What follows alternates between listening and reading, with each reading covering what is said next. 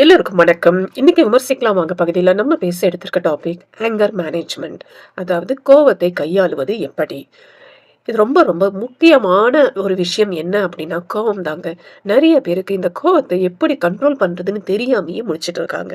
நம்ம கிட்ட நடக்கக்கூடிய நெறைய விஷயங்களுக்கு எந்த விஷயத்தால நமக்கு பாதிப்பு அதிகமாயிடுச்சு அப்படின்னு பார்த்தா, நமக்கு ஏற்படக்கூடிய கோவம் தான் நம்மளோட பிரச்சனைக்கு எல்லாத்துக்குமே காரணமா இருக்குங்க. ஒரு ஸ்மூத்தா போயிட்டு இருக்க ஒரு குடும்பத்துல திடீர்னு ஒரு சலசலப்பு வருது அப்படின்னா, அதுக்கு முக்கியமான காரணமே அவங்க யாரு மேலயாவது காட்டுன கோவமா இருக்கும். சில பேர் பார்த்தீங்கன்னா, சின்ன சின்ன விஷயத்துல எல்லாம் எனக்கு கோவம் வருது டாக்டர். கையில கிடைச்சதெல்லாம் தூக்கி போட்டு வீசி எறிஞ்சிடுறேன் மத்தவங்க மேல. அப்புறம் கொஞ்ச நேரம் பார்த்தீங்கன்னா, எனக்கே தெரியுது நான் செஞ்சது எல்லாம் எவ்வளோ மடத்தனமான விஷயம். எவ்வளோ தப்பான ஒரு விஷயத்த பண்ணியிருக்கேன் அப்படின்னு எனக்கே புரியுது. ஆனா, அந்த நேரத்துல என்னால கோவத்த அடக்கவே முடியல. அப்படின்னு சொல்லக்கூடியவங்க தான் இப்ப பெருமைக்கிட்டே வராங்கங்க. பெரும்பாலான மக்கள் புலம்பக்கூடிய ஒரு வார்த்தையா கோபம் மாறிப்போச்சு. கோபம் அப்படின்றது ஒரு விதமான ஆரோக்கியமான உணர்வுங்க. நமக்கு ஏற்படக்கூடிய எக்கச்சக்கமான எமோஷன் ஃபீலிங்ஸ்ல கோபம் அப்படின்றது ஒண்ணுதான்.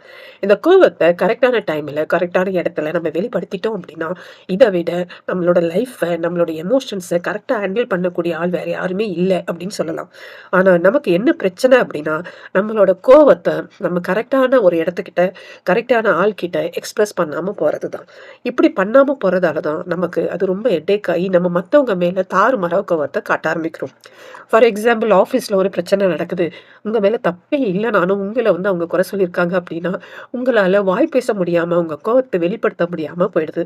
அந்த கோவத்த சில பேர் என்ன பண்ணுவாங்கன்னா, வீட்டுக்கு எடுத்துட்டு வந்துட்டு மனைவி மேலயோ, இல்ல குழந்தைகள் மேலயோ காட்டும்போது, அந்த கோவத்தோட உருவம் வேற விதமா மாறிப்போகுது.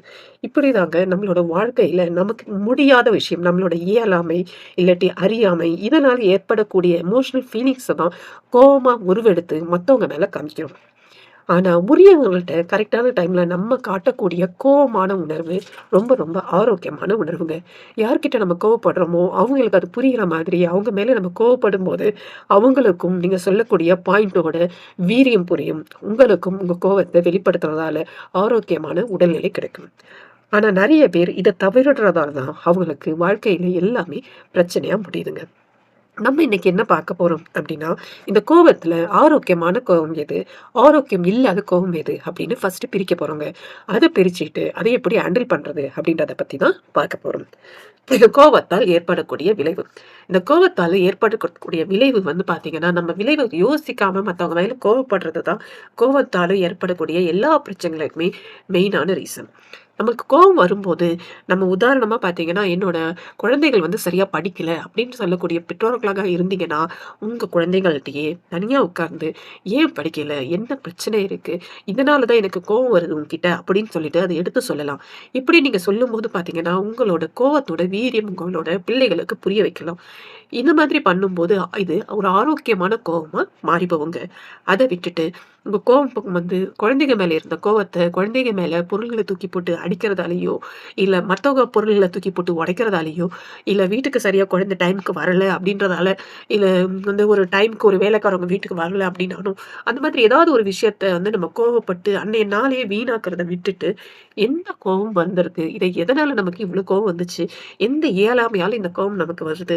எந்த ஆர்கனைஸ் பண்ண விஷயம் சரியா நடக்காததால நமக்கு இப்படி கோவம் வருது? அப்படின்னு நீங்க முதல்ல உங்கள அனலைஸ் பண்ணிக்கணுங்க. அப்படி அனலைஸ் பண்ணிக்கிட்டீங்கன்னா, உங்களோட கோவத்தோட வீரியம், உங்க கோவத்தோட மதிப்பு மத்தவங்களுக்கு புரியும். எதுக்கெடுத்தாலும் கவலை இல்லாம, எதுக்கெடுத்தாலும் கத்திக்கிட்டு, மத்தவங்கள பத்தி எனக்கு ஒரு அக்கறையும் இல்ல அப்படின்னு கத்திக்கிட்டு இருந்தீங்கன்னா, உங்களோட கோவத்தோட மதிப்பு செயலிழந்து போயிடுங்க. சில பேர் பார்த்தீங்கன்னா, எதுக்கு எடுத்தாலுமே ரொம்ப விரக்தியாவே பேசிக்கிட்டே இருப்பாங்க. எனக்கு எதுவுமே நல்லதே நடக்கல. எனக்கு என்ன கிடைக்க போகுது? எனக்கு ஒண்ணும் கிடையாது. இந்த வீட்ல வந்து நான் மாட்டிக்கிட்டு ரொம்ப கஷ்டப்பட்டுட்டு இருக்கேன்னு எத பார்த்தாலுமே கோவப்பட்டுக்கிட்டு, தன்னால முடியாத ஒரு விஷயத்த, தன்னால செய்யவே முடியாதுன்னு இருக்கிற ஒரு விஷயத்த அது கோவமா வந்து பேசிக்கிட்டே இருப்பாங்க. இந்த மாரி பேசுறதால எந்த பயனுமே இல்ல அப்படின்றத நம்ம முதல்ல புரிஞ்சுக்கணுங்க. நீங்க ஒரு விஷயம் கோவப்படுறீங்க அப்படின்னா, உரியவர்கள்ட்ட தான் கோவப்படணும். உரியவர்கள் இல்லாத டைம்ல அத கோவப்பட்டீங்கன்னா, உங்களுக்கு அது மறைமுகமான தாக்குதல் தான் ஏற்படுத்தும். ஸோ கோவப்படணும் அப்படின்னா, ஃபர்ஸ்ட்டு நீங்க உட்காந்துட்டு அதுக்கேத்த மாரி ஒரு சிச்சுவேஷன வந்து கிரியேட் பண்ணிக்கணுங்க. அலுவலகத்துல பார்த்தீங்கன்னா, ஒரு மேனேஜர் கிட்டயோ, இல்ல வேற யார்கிட்டயோ கோவம் வந்துச்சு அப்படின்னா, நம்மளால எப்படி அவங்க கிட்ட காட்ட முடியலையோ, அதுக்கு டைமாக கரெக்ட்டா இருந்தா தான் நம்மளுக்கு காட்டக்கூடிய ஒரு வசதி கிரியேட் பண்ண முடியும். அப்ப வசதி இல்லாத அந்த நேரத்துல அவங்க கிட்ட நீங்க படக்கூடிய கோபம் அப்படின்றது தேவையில்லாத ஒரு போகும். இது உங்களுக்கு தான் பிரச்சனையே தருமே தவிர, அவங்க சைட்ல இருந்து எந்த ஒரு பாதிப்புமே கிரியேட் பண்ணாது. ஸோ முடிஞ்ச வரைக்கும் அலுவலகத்துல இருக்கிற விஷயத்தெல்லாம் வந்து கோவப்படுற மாரிலாம் இருந்ததுன்னா, அவங்க கிட்ட கோவம் காட்டணும் அப்படின்னு முயற்சி பண்ணாதீங்க. இப்படி அலுவலகத்துல நடக்கக்கூடிய விஷயத்த நீங்க கோவத்த வெளிப்படுத்துனீங்க அப்படின்னா, அது உங்களுக்கே ஒரு நெகட்டிவ் இம்பாக்ட் தான் கிரியேட் பண்ணும். ஸோ கோவம் வந்து உரியவர்கள்ட்ட மட்டும் தாங்க காட்டணும் அப்படின்றது தான் கரெக்ட்டு. ஆனா அதுவே வந்து தேவையில்லாம இந்த மாதிரி அலுவலக விஷயத்துல இருந்துச்சுன்னா, நான் வந்து கரெக்ட்டா சின்சியரா இருக்கேன். நான் என் கோவத்த கண்டிப்பா வெளிப்படுத்திட்டே ஆவேன்னு சொல்லிட்டு, கூட இருக்கிற கொலீக்ஸ் கிட்டயோ, இல்ல ஒரு மேனேஜர் கிட்டயோ உங்களோட கோவத்த காமிச்சீங்கன்னா, உங்களோட ஜாபுக்கே வந்து அது நெகட்டிவ் இம்பாக்ட்டா முடியும். ஸோ முடிஞ்ச வரைக்கும் அந்த கோவம் ஏற்படுத்தக்கூடிய ஃபீலிங் இருக்கு அப்படின்னா, அதை விட்டு வெளியில வரதுக்கு பாருங்க. அந்த என்விரான்மென்ட்ட விட்டு வெளியில வரதுக்கு ட்ரை பண்ணுங்க.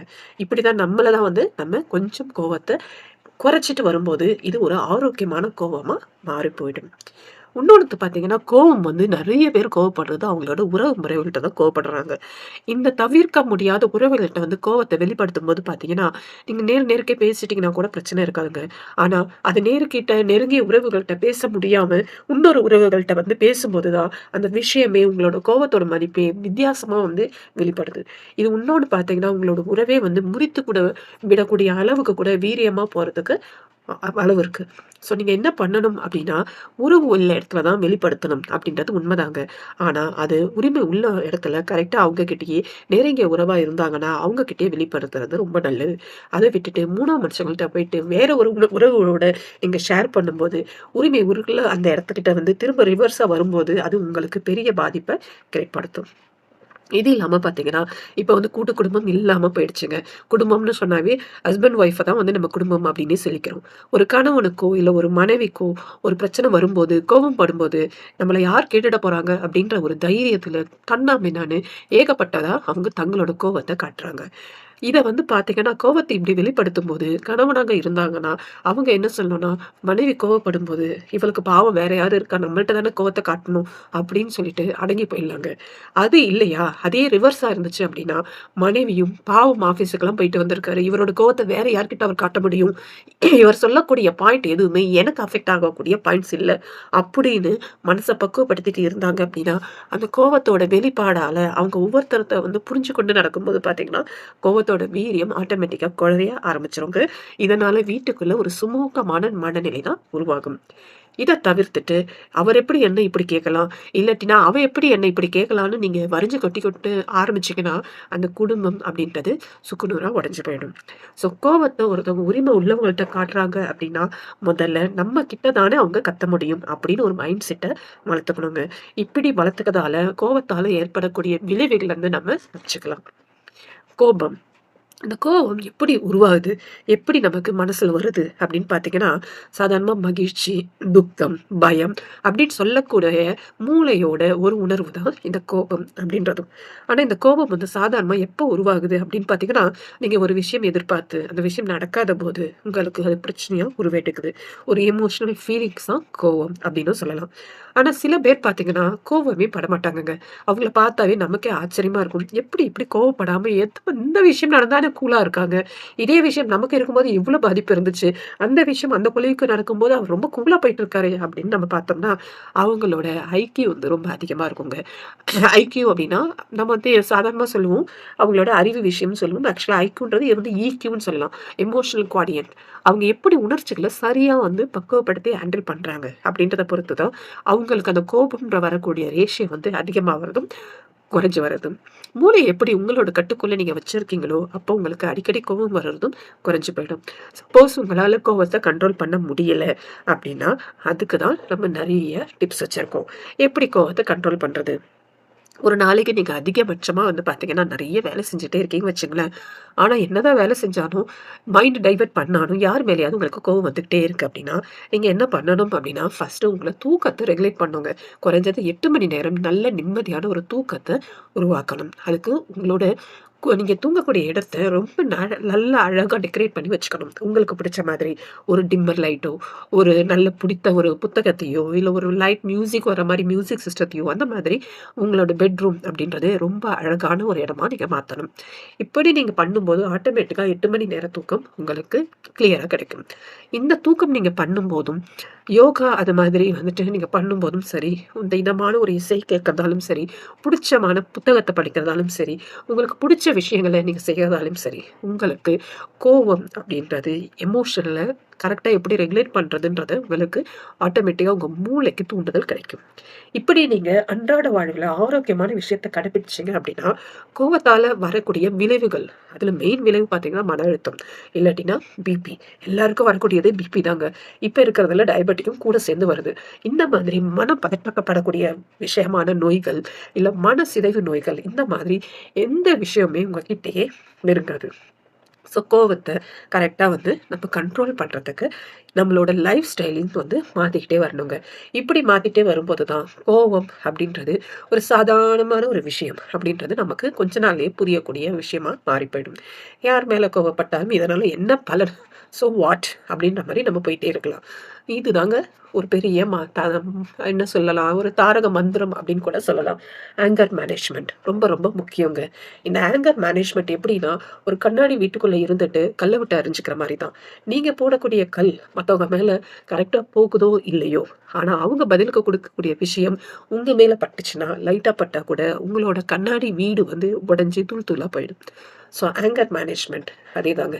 நீங்க கோவப்பட்டீங்க அப்படின்னா, மத்தவங்க மேல நீங்க கோவப்பட்டீங்கன்னா, எப்படி இதுன்னா, கண்ணாடி வீட்டுக்குள்ள இருந்துட்டு நீங்களே உங்களுக்கு கல்ல விட்டு அடிச்சுக்கிற மாதிரி. ஸோ கோவத்த கூல் பண்ணா மட்டும் தான் உங்கள சுத்தி இருக்கிற என்விரான்மென்ட்டும் நல்லாருக்கும். விட்டு ஈஸியா வெளிய வர முடியும். இந்த விஷயம் உங்களுக்கு இந்த டாபிக் உங்களுக்கு ரொம்ப பிடிச்சிருக்கும்னு நெனைக்கிறேன். நெக்ஸ்ட் இன்னொரு டாபிக்கோட திரும்ப நம்ம மீட் பண்ணுவோம். அதுவரைக்கும் எல்லோருக்கும் வணக்கம்.